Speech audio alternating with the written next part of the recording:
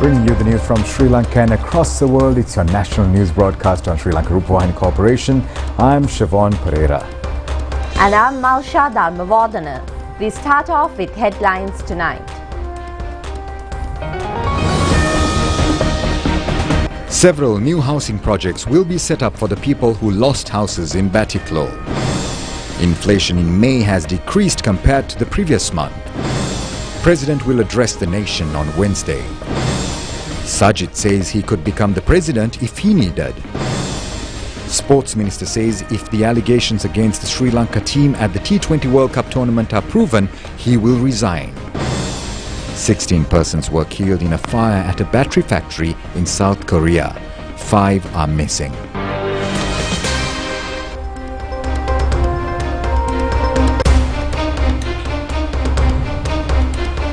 President Ranil Wickremesinghe announced that several new projects, including housing initiatives for the homeless in Batiklo district, are planned to commence in the next few years to enhance the livelihoods of the residents. Meanwhile, the President announced that the government has increased their allowance of the preschool teachers by 2,500 rupees, which will take effect this week. President Ranil Wickremesinghe made these remarks during a meeting held yesterday with school leavers and unemployed youth in the Chinkaladi area, Batiklo. A significant number of youth from the locality attended this meeting, and the President responded positively to their inquiries.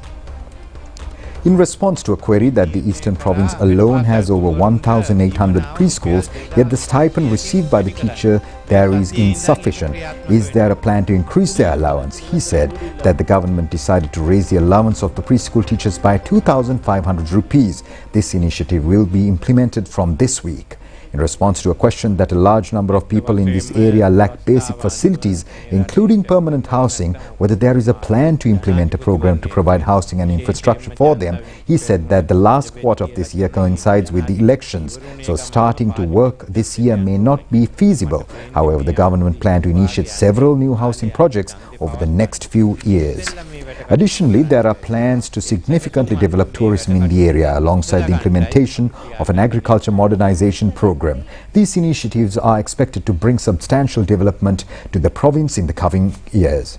In response to a query that there are numerous educated young people in the Karadianaru area, is there a possibility of establishing an industrial zone there for them? Parliamentarian Ali Zahir Maulana said that a program has been formulated to set up a large garment factory in the Eravur Kondakkuda area in Batiklo district.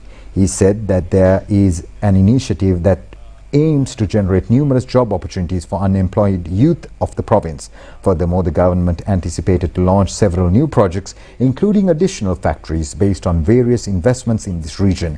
It is noteworthy that these initiatives are initiated by President Ranil Wickremesinghe during his tenure as Prime Minister in the Good Governance government.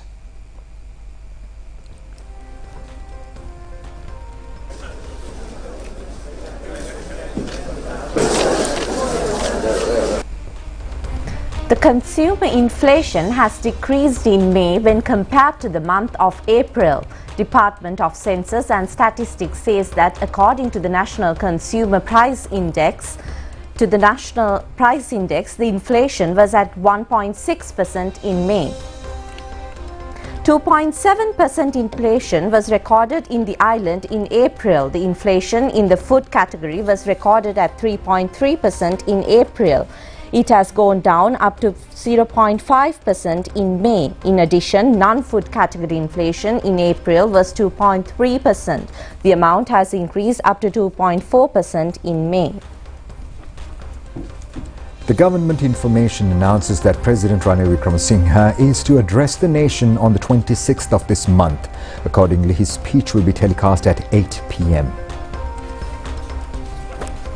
Meanwhile, a poster titled Aranchiya Subai appeared in towns and main roads throughout the island today.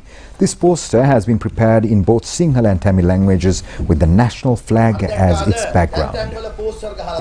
Minister Manushana Nakara said that he has seen this poster in various places in the island. He said that he has also seen some elements expressing negative comments against the poster.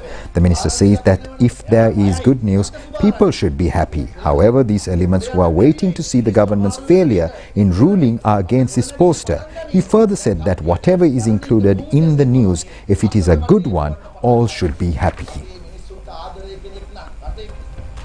Opposition leader Sajith Premadasa says that if he had a need, he would have become the president with the prefix Sir before his name. He made these remarks at a ceremony held yesterday.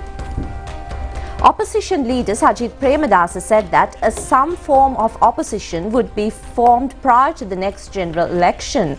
The opposition group cannot survive only with lip service. They will have to work for the benefit of the general public. Some politicians in the opposition only have talk shops. The opposition leader further said that if he had a deal 2 years ago, he would be the president today. He was invited by President Gotabaya Rajapaksa to accept this challenge. The opposition leader stressed that he was not ready to take responsibilities with the support of politicians who ruined the country.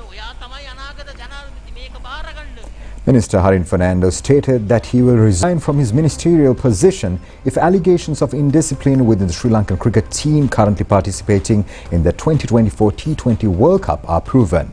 Now, he expressed his views while joining the press briefing held at the Presidential Media Centre today under the theme Collective Path to a Stable Country. Minister Harin Fernando said that the new Sports Act is set to be presented for cabinet approval. He said that Sri Lanka boasts 73 different sports and the new legislation will encompass all of them, including cricket. He added that some groups are employing various advertisements to address players' mental conditions in cricket. He said that allegations of misconduct have surfaced against the Sri Lankan players during this year's T20 World Cup, and he is prepared to resign from his ministerial post if these accusations are substantiated. The minister said that there are plans to secure funding from the ICC to construct an additional stadium capable of hosting day-night matches. He further said that for a country to host a tournament like the World Cup, it requires at least 5 international standard stadiums capable of day-night matches. The All-Island Working Committee Executive and the Politburo of Sri Lanka Podujana Peramuna convened today under the patronage of former President Mahinda Rajapaksa. This meeting was held at the official residence of the former president at Vijayarama Avenue this morning. A large number of public representatives of the party and members were present at this meeting. Parliamentarian Rohita Begunawardena said that the party is stable and the leaders should take measures to maintain the stability. We should have confidence of the party. If the party is strong, then it can form a government. Parliamentarian Namal Rajapaksa said that all members of the party should stand together based on the policies of the party. If the party has divisions within it, some factions attempt to disintegrate the party. The party will be able to have strong political decisions in future.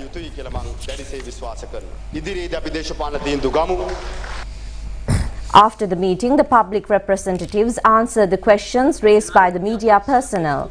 Parliamentarian Sagala Kariyavasam said that the party is ready to take decisions at the right time. සඳුදා ඉස්කෝලේ යන්න සෙනසුරාදා ඇඳුම් ඇඳගත්තොත් අමාරුයිනේ. සඳුදා ඉස්කෝලේ යන්න සඳුදේට ඇඳුම් අඳින්න ඕනේ. අපි නියම වෙලාවට ඒ තීන්දුව తీරන ගන්නම් රැල්ලට තීන්දුව తీරන ගන්න පක්ෂයක් නෙමෙයි. දැනට මේ වර්තමාන State Minister Arundika Fernando said that the present president has built up the country to a certain extent. Therefore, the party was ready to support the president. However, there should be a respect for us from the other side.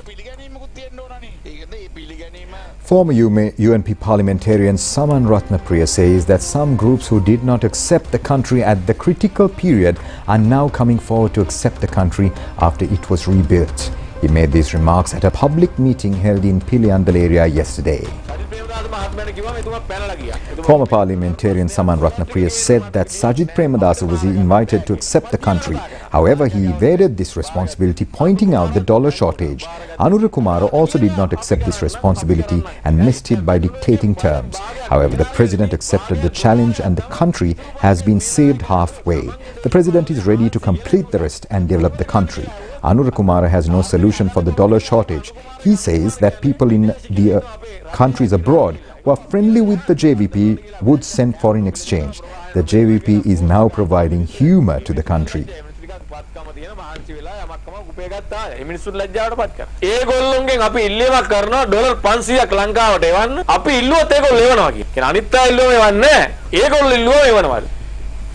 The UNP Galle District Election Campaign Office was also declared open yesterday under the patronage of Parliamentarian Vajira Abewardena. Former Minister Vinayagamurthy Muralidharan was also present at this occasion. Parliamentarian Vajira Abewardena said that Ranil Wickremesinghe has accepted this bankrupt country. Now he is providing outright land deeds to people through the Urumia program.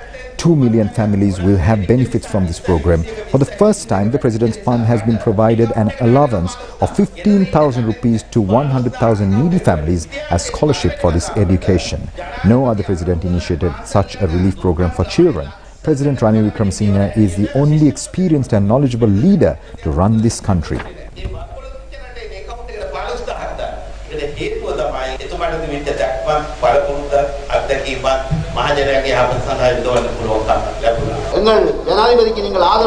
Former Minister Vinayagamurthy Muralidharan said that Tamil people are ready to support President Ranil Wickremesinghe to win the upcoming presidential election.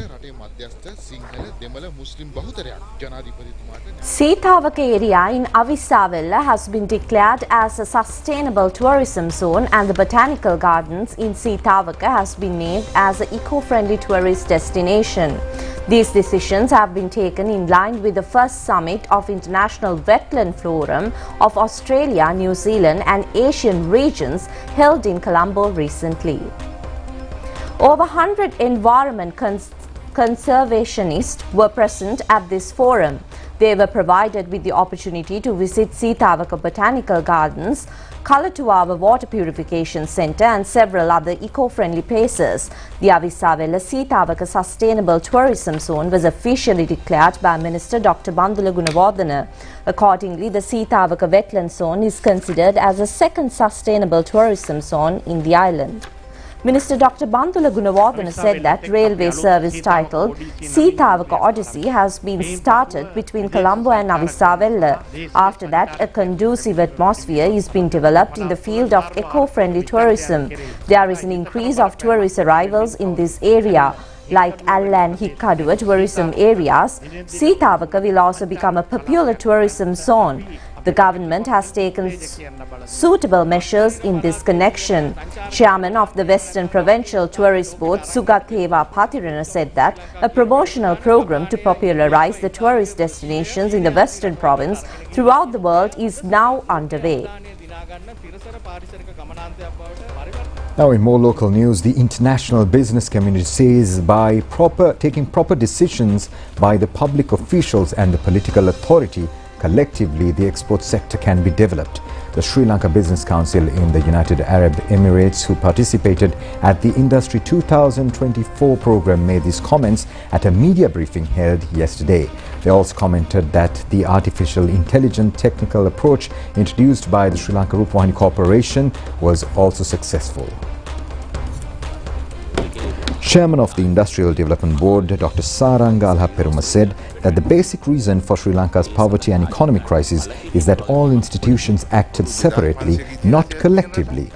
Consular General of the United Arab Emirates, Alex Gunasekara, said that Sri Lanka is a country with 2,500 years history. Therefore, it has positive outlook within the international community. As a diplomatic force, we have informed the President of our ability to do things through artificial intelligence technology. Therefore, since Sri Lanka has high technology, it should not think in a negative manner. උසස් තාක්ෂණයක් තියෙන හැකියාවක් තියෙන අධ්‍යාපනයක් තියෙන මිනිස්සු ඉන්න රටක අපි ඉතින් එච්චරම අනාගතයේ මේ පිළිපදව මේ නිෂේධාත්මකව හිතන්න ඕනේ Chairman of the Sri Lanka Business Council of the UAE, Suren Swaminathan, said that 42 years ago, Dubai had no proper airport even, no airline as well. Now that the UAE has developed the country forming proper rules and regulations, there are no strikes or trade union actions in Dubai. All universities in the country are open. There are many private universities as well.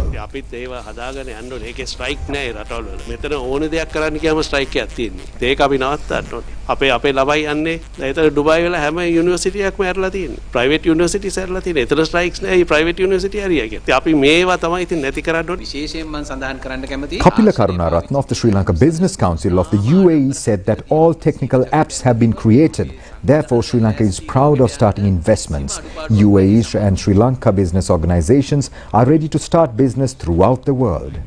A discussion was held with Foreign Minister Ali Sabri regarding foreign diplomatic service to develop the export industry at the Ministry of Foreign Affairs. Business representatives from several business organizations in India, Pakistan, UAE and several other Gulf states were present at this meeting. The Foreign Minister and the business representatives praised the national television for its attempt to introduce foreign investors to Sri Lankan business by bringing in artificial intelligence from the UAE to Sri Lanka.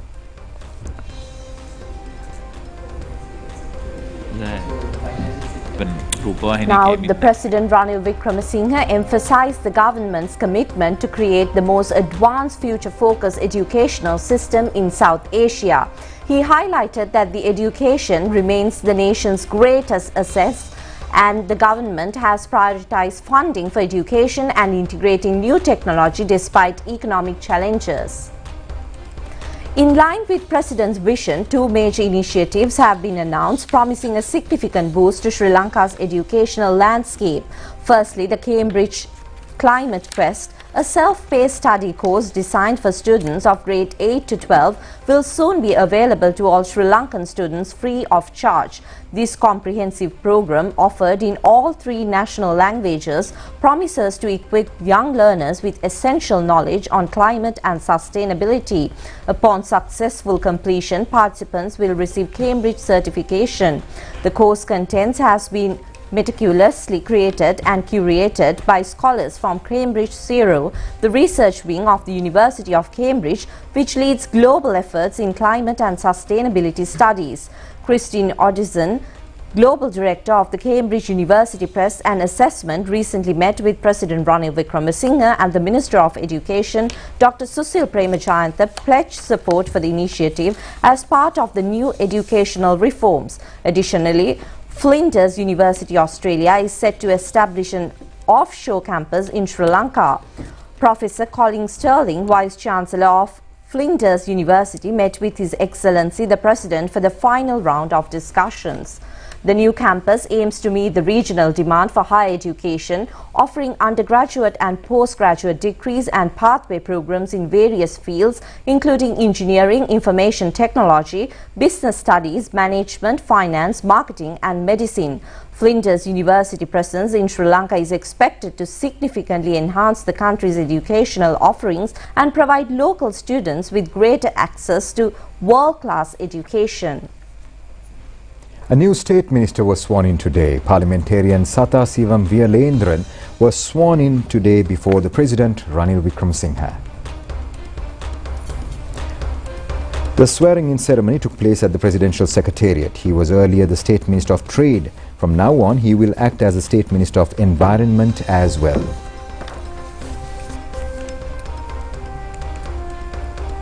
Prime Minister Dinesh Gunawardena says that the education expenditure should be arranged so as to share resources equally for each student. The Prime Minister points out that the main challenge the present students have to face is the use of new knowledge and new technology. The Prime Minister made these remarks participating at the opening of the new 3-storied building at the Ananda Vidyalaya in Kottava yesterday. Parliamentarian Yadamini Gunawardena and several others were present at this occasion. Prime Minister Dinesh Gunawardena said that the new students' generation has the challenge of using new technology. The government is committed to strengthen the way forward for the students to win all challenges. Minister Prasanna Ranatunga says that measures have been taken to provide outright deeds next month for the families living in 8,000 flats that comes under the Urban Development Authority in Colombo. In addition, the National Housing Development Authority is ready to provide 1,070 more deeds. The Urban Development Authority has granted 14,559 housing units in 22 condominium housing schemes to low-income families under rental basis. Under the first stage, distribution of the outright deeds will be carried out in the Mihidusenpura, Sirisaru Uyana, Metsaru Uyana, Lakmutu Sevana and Sirimutu Uyana housing projects. The outright deeds relevant to the other housing projects is scheduled to be distributed before the end of this year. At the first stage, outright deeds will be given for the families living in flats under the purview of the National Housing Development Authority within the Colombo municipal areas. Minister Prasanna Ranatunga says that this process is delayed due to problems of some prevailing rules and regulations. To rectify this situation, discussions with Attorney General has been completed and the necessary guidance have already been taken. Parliamentarian Mahindananda Alutgamage has sent a letter of demand to Parliamentarian Gunatilaka Rajapaksha. Mahindananda Alutgamage claimed that his reputation was tarnished due to some statements made by media by Parliamentarian Gunatilaka Rajapaksha, saying that he was attacked and injured by Mahindananda Alutgamage. The letter of demand has been sent under the signature of lawyer Tushara Amarasiri. The respondent has been informed to pay a compensation of 500 million rupees within 14 days to not have taken legal action against him. Mahindananda Alutgamage says that this fake news have been published by media on the 4th and 13th of this month. He has also asked the relevant media institutions to withdraw the controversial news. He has also demanded the respondent Gunatilaka Rajapaksha to apologize him and the media institutions to publish this apology. And now for a few more local news items in brief.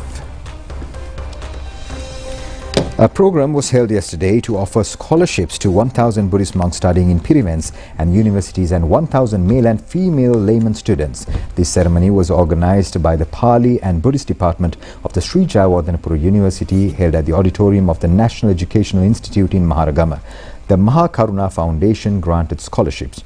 Chief Adhikara Sangha Nayaka of Malaysia, Venerable Dr. Batuwatte Saranankara Thera, and Vice Chancellor of the Sri Jayawardhanapura University's Senior Professor Padmalal M. Managi and many others were present at this ceremony.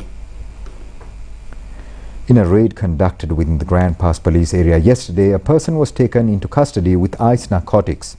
The raid was conducted by the police STF. The suspect is said to be the chief local dealer of the drug smuggling conducted by drug kingpins Dubai Kasun and Lahiru. The police have discovered over 12 grams of ice narcotics.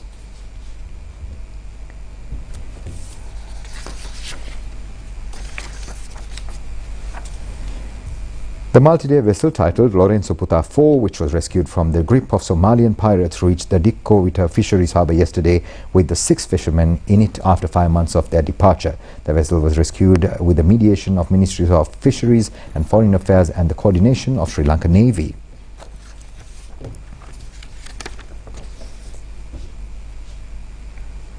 The cremation ceremony of chief incumbent of the Kalatuwa ancient temple in Mulleria, late Venerable Pore Sumanasiri Thera, was held yesterday at the temple cemetery premises. The Thera was rendered a yeoman service for the Buddhist order and society for over 66 years.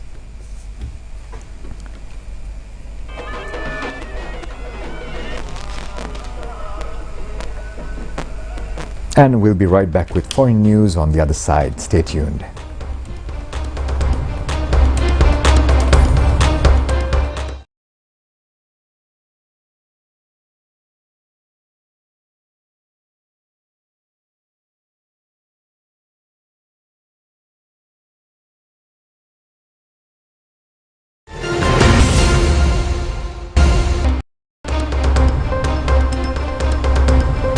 Taking a look at international stories, A massive factory fire that began after several lithium batteries exploded had killed at least 22 people in South Korea. The authorities reported that the blaze broke out today morning at the Arisel plant in Gyeongsang City, about 45 kilometers south of the capital city Seoul.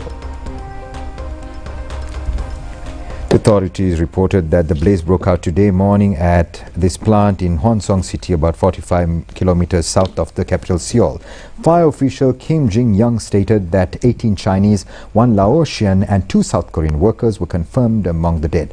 A final body had yet to be identified, and there were fears at least 1 more person may be missing. Furthermore, 8 people were injured and 2 seriously injured out of the 100 who had been working when the fire broke out.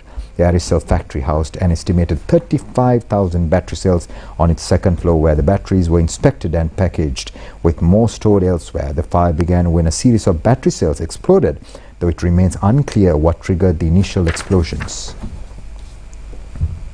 3 days of mourning were declared in Russia, Dagestan, following an attack by a gunman on a church and police post that killing dozens. Russian investigative committee said today that the death toll from the attack in the restive Russian region raised 19 people, and at least 15 police officers died alongside several civilians, including an Orthodox priest. 5 attackers were reported killed. Approximately 12 people were also injured in the attack, which took place yesterday with the festival in Russian Orthodox Church. News from the United States. More than 1 million people were under flood warnings in the upper United States Midwest yesterday after days of heavy rain that forced evacuations and rescues in several states. The hardest hit had been Iowa and South Dakota, where some rivers reached record high levels. At least 1 person died in the floods in South Dakota, and state's Governor Kristi Noem stated. Iowa Governor Kim Reynolds called the floods catastrophic and declared a state of disaster in 21 counties. In the town of Spencer in northwest Iowa, the water level gauge was completely submerged by water. At least 1,301 people died during Hajj, mostly unauthorized pilgrims who walked long distances in intense heat, Saudi Arabia stated. This year's pilgrimage took place during a heat wave with temperatures at times exceeding 50 Celsius degrees. More than 3/4 of those who died did not uphold an official permit to be there and walked under the direct sunlight without adequate shelter. Some of those who died were elderly or chronically ill. About 1.8 billion people took part this year, and officials asserted that efforts have been made to raise awareness about the dangers of heat stress and how pilgrims could mitigate this.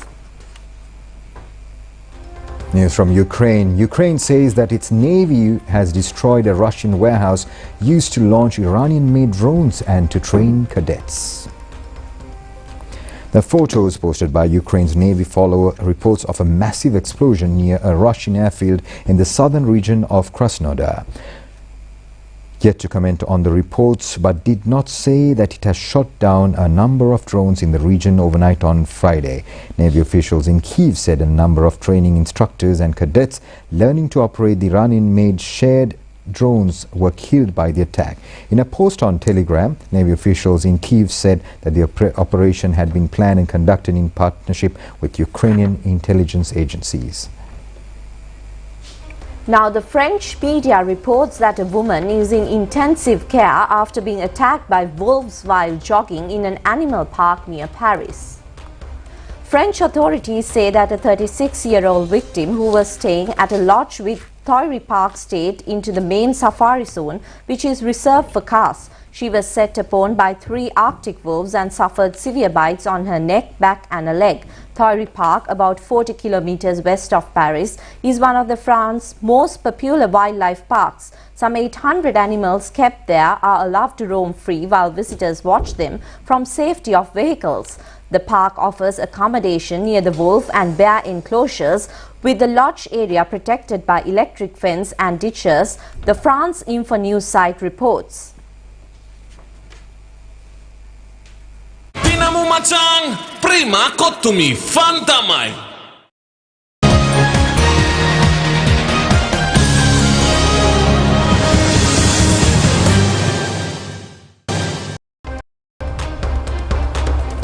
Sri Lanka women's team won the first T20 cricket match against visiting West Indies women's team by 4 wickets. Now the match was played in the Suryaveva International Cricket Grounds.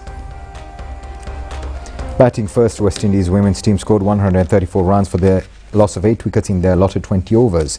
Hayley Matthews scored 30 runs. Chamari Athapattu claimed 4 wickets for 29 runs. In reply, Sri Lanka passed the victory target for 6 wickets in 18.4 overs. Vishmi Gunaratne and Harishta Samaravikrama scored 35 runs each.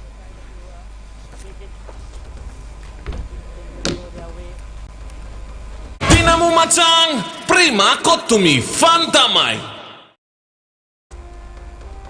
And that was a look at your news here at Sri Lanka Rupavahini Corporation. I am Siobhan Pereira, together with Malcha Dharmawardana. Wish you a pleasant evening. Take care.